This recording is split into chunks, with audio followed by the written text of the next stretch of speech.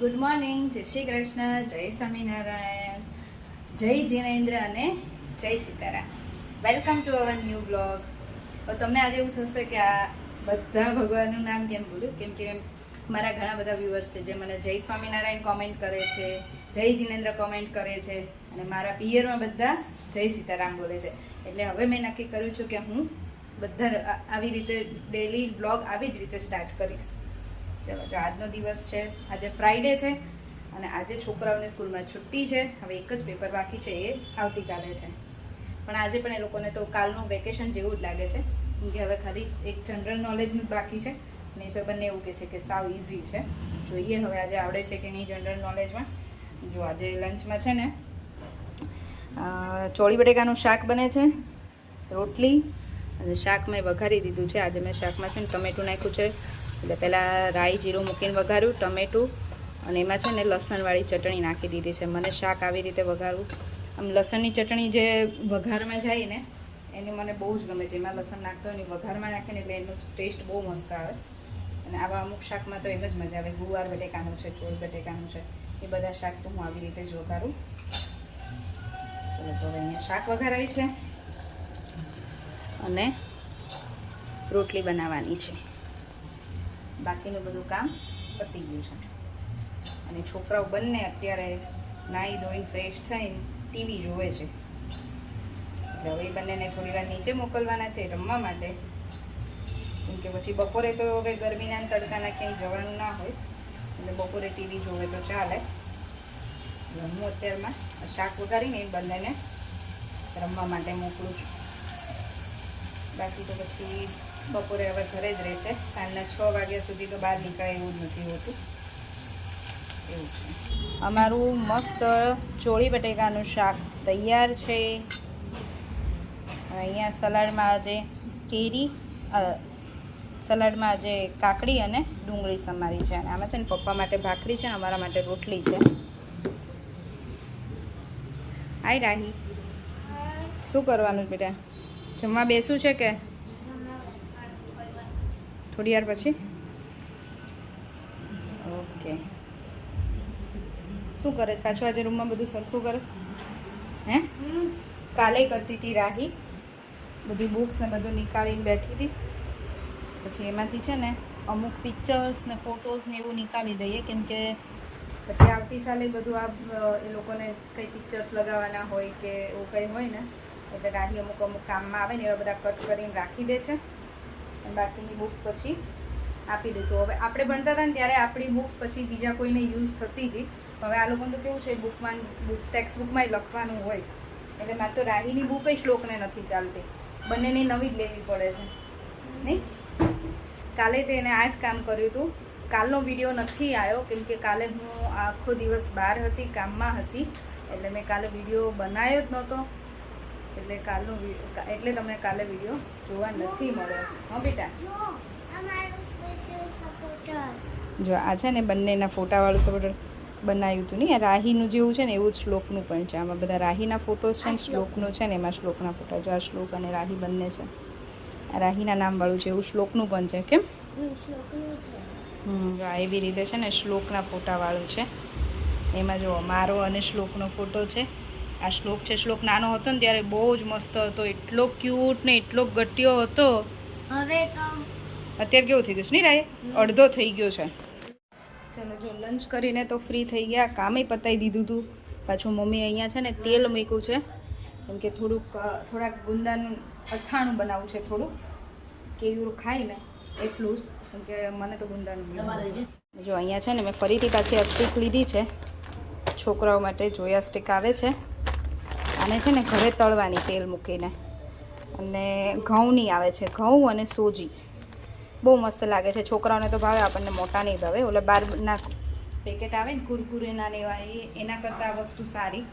એક બેન ઘરે બનાવે છે અને એને આપણે કહીએ ને તો આપી જાય. નિકોલમાં બધે આપવા જાય છે, દૂર તો મને નથી ખબર. અને બસ તેલમાં તળી દેવાની. અને જો બહાર જેવો મસાલો તમને ગમતો હોય ને તો આ મસાલો આવે ને એ એમાં નાખવાનો. પણ અમે તો મસાલો ઓછો નાખીએ છીએ, કેમ કે બહુ ઓલો મસાલાવાળું નથી ગમતું, એટલે હું બહુ મસાલો ન નાખું. તળીને થોડો જ મસાલો નાખું અને બહુ ટેસ્ટ મસ્ત આવે છે. 2 પેકેટ લીધા છે, એક અમારું છે ને એક મારી ભાભીએ મંગાવ્યું હતું જઈની માટે. 2 પેકેટ લીધા છે. આ વખતે કુરકુરે આવે સેમ મકાઈના કુરકુરે ને એવું આવે છે, પણ આ વખતે નથી લીધું. જો આ ગુંદા છે ને એના ઠળિયા કાઢી નાખ્યા છે, અને ગુંદાને અમે ખાટા પાણીમાં નથી પલાળવાના, કેમ કે કેયુરને ગુંદાનું અથાણું ખાવું છે અને એ ખાટા પાણીમાં પલાળ્યા હોય ને તો નથી ખાતા. અને એના માટે છે ને જો આ તૈયાર બોળો આવે ને ધનહરનો, આ 4 મસાલા ધનહરના આવે છે ને એમને એ જ ભાવે છે, એટલે એમના માટે એ કર્યો છે. બાકી મમ્મી ઘરે મસ્ત અથાણું બનાવે છે. અને આ જો તેલ ગરમ કરી આ બોળો એમાં નાખી દીધો તો તેલ થોડું ઠંડુ થયું ને પછી હજી આ ગરમ છે થોડુંક, એટલે હવે સાવ ઠંડુ થઈ જાય ને પછી બોળા ભરવાના, આલા ગુંદા ભરવાના છે.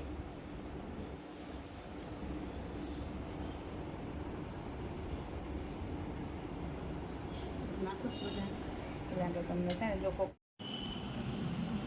જો પછી છે ને બોળો સાવ ઠરી ગયો ને પછી મમ્મીએ ગુંદા ભર્યા છે, અને ભરીને પછી આ મેં કાચની બરણીમાં ભરી દીધા છે. ભરતા જાય છે, ભરતી જાય. અને આને છે ને ખાટા પાણીમાં નથી પલાળ્યા ને, એટલે આને ફ્રીઝમાં જ રાખવું પડશે, હે ને મમ્મી? હા, બહાર નો રહે ને? ન રહે ને ખાટા પાણીમાં પલાળીને કરે ને તો બહાર રહે. કેયુને ખાટા પાણીમાં પલાળેલા નથી ગમતા, એટલે એમના પૂરતું જ છે આ. અને આને અમે ફ્રીઝમાં રાખીશું. આજે હજી 1 દિવસ બહાર રાખીશું, પછી કાલે ફ્રીઝમાં મૂકવાનું. હજી કાલે જોવાનું સરખું થઈ ગયું હોય ગુંદા તો પછી મૂકવાના, નહીં તો પછી હજી 1 દિવસ રાખવું પડશે બહાર. શ્લોક છે ને કંઈક મેજિક શીખીને આવ્યો છે. એ કહે છે મમ્મા હું તને મેજિક બતાવું. એટલે મેં કીધું કે તું બધાને બતાય, આપણા વ્યુઅર્સ નહીં બતાય તો મેજિક. શું મેજિક છે શ્લોક? અત્યારે કાંઈ કાગળ નથી ને, આમાં કાંઈ બી વસ્તુ નથી, કાંઈ બી વસ્તુ નથી, ખાલી પાણી જ છે. આપણા કડાવડા ગીલી ગીલી છું તો જાય ગયું. હવે જો આપણે કડાવડા આવી ગયું, જો કાગળ આવી ગયું. હમણાં તો આમાં કાંઈ નહોતું. પણ કંઈ ના હે મેજિક છે, કોઈને નહીં કહું, સિક્રેટ છે. સિક્રેટ છે તારું? ત્યાંથી આવ્યું. સાંજના 7:30 થઈ ગયા છે અને ડિનર બનાવવાનું સ્ટાર્ટ કરી દીધું છે. ડિનરમાં આજે બન્યું દૂધીનું શાક. આજે સાંજે દૂધીનું શાક બનાવ્યું છે. હવે પપ્પાને પૂછીએ, પપ્પાને રોટલો ખાવો હોય તો મારે રોટલો ખાવો છે, નહીં તો ભાખરી. તને કરી દે એમાં. ના, એ મારા માટે તો હું કરી લઉં, જેવો થાય એવો મને ચાલે, પરંતુ પપ્પાને ખાવો હોય ને તો પછી રોટલા બનાવીએ, નહીં તો પછી ભાખરી. અને આજ તો મને નવાઈ લાગે છે કે રાહી અને શ્લોકે દૂધીના શાકની હા પાડી. કે હા અમે તો ખાઈ લઈશું. સારું કહેવાય. રાહી કે હું ચોળીને ખાઈ લઈશ ને શ્લોક કે હું ખાઈ લઈશ. મેં આજ તો મારા ઉઘડી ગયા, નહીં તો રોજ સાંજે કાંઈક નાટક હોય કે મમ્મા ઓલું બનાવીને ઓલું બનાવીને એવું છે. મને હા એક બીના પટેલ અને પ્રીતિ પારીખની કોમેન્ટ હતી કે ભીંડાનું શાક જે છાશવાળું બનાવ્યું હતું ને એની રેસીપી આપજો. તો જે આપણે ભીંડાનું શાક જેવી રીતે બનાવીએ એવી જ રીતે બનાવ્યું હતું. બધો મસાલો પણ કરી દીધો હતો અને પછી છાશ કે દહીં તમે જે નાખવું હોય નખાય. અમે ઘણીવાર દહીં નાખી છે અને મમ્મીને ને પપ્પાને રોટલા જોડે ખાવું હતું ને એટલે મેં છાશ નાખી હતી. અને પછી છાશ નાખીને થોડી વાર ઉકળવા દેવાનું. અને છાશ નાખી હોય ને એટલે બધો મસાલો થોડોક વધારે કરવો પડે. મીઠું, મરચું, લસણવાળું એ થોડું વધારે આમ નાખો ને તો, નહીં તો પછી છાશ નાખો તો ફીક્કું લાગે શાક. તો કે મને પોતાને છાશવાળું ઓછું ભાવે છે, પણ આમ રોટલા જોડે ને એમ ખાવું હોય ને તો સારું લાગે. એટલે તો એમાં કાંઈ બીજું નવીન નથી. ભીંડાનું શાક જેમ બનાવતા હોય એમ જ બનાવવાનું હોય. પછી મસાલો કરી બધું આપણે જેમ તમે ભીંડાનું શાક બનાવો એમ જ બનાવી દેવાનું. પછી જે ગેસ બંધ કરતા હોય ને ગેસ બંધ નહીં કરવાનો, અને છાશ નાખવાની અને પછી થોડી વાર થવા દેવાનું. હવે નેક્સ્ટ ટાઈમ જ્યારે બનાવશું ને ત્યારે હું તમને બતાવીશ રેસીપી. આ તો કહી દઉં છું કે કંઈ એમાં ઇઝી જ છે, કશું છે નહીં. અને પ્રીતિ પારીખની પણ કોમેન્ટ હતી કે માસી કેટલા દિવસથી કીધું છે સિંગ પાક બનાવવાનું, તો હવે માસી બનાવશે 1-2 દિવસમાં. હા, 1-2 દિવસમાં બનાવશે ને હું તમને શ્યોર રેસીપી આપીશ.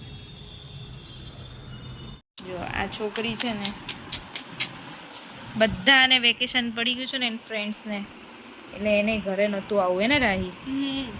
તો કાલે જીકેનું પેપર છે એટલે આજના દિવસ માટે ઘરે આવવું પડ્યું. અને જો એ પેપર લખીને પછી છે ને આવું ડ્રો કરવાની છે.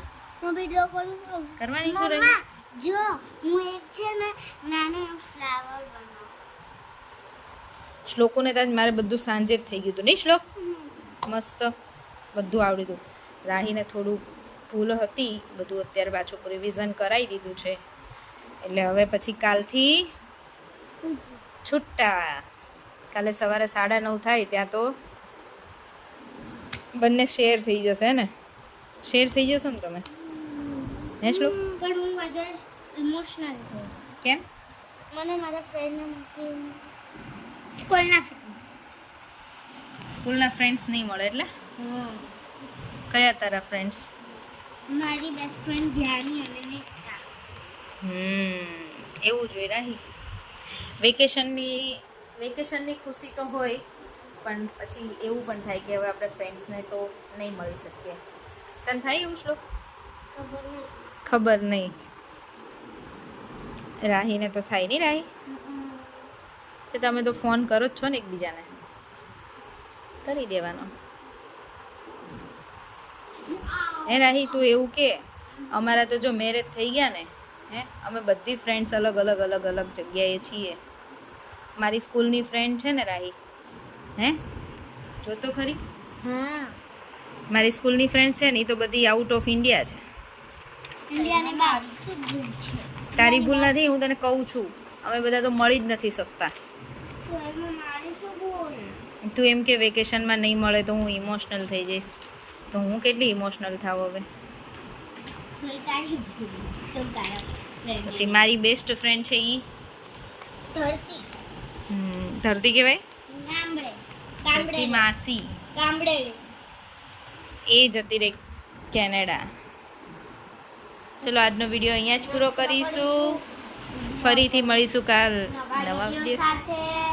ત્યાં સુધી બાય બાય, ગુડ નાઇટ, જય શ્રી કૃષ્ણ. વિડીયો ગમ્યો હોય તો લાઈક